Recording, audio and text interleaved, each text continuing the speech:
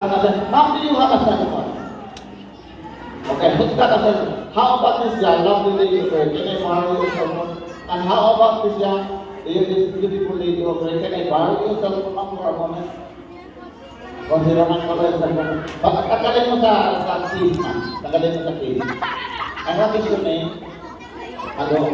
Ma'am, hello, I follow like for 5 minutes. Sabi mo sa iPhone. I'll take care of it. 5 minutes na ma'am. Alright. Sige na!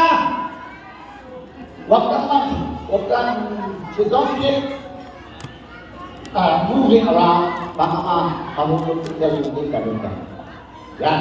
Face the audience. 2 hands. I'll place this in your hand. Do not drop it on the floor. Magagalit si Ma'am Malo sa atin kung mahulog mo. Kilala mo ba siya? Okay. Don't drop that on the floor. The reason, Ma'am Malo, na hinirap ko yan, dahil gusto kong malaman kung yung cellphone mo ay shock-proof.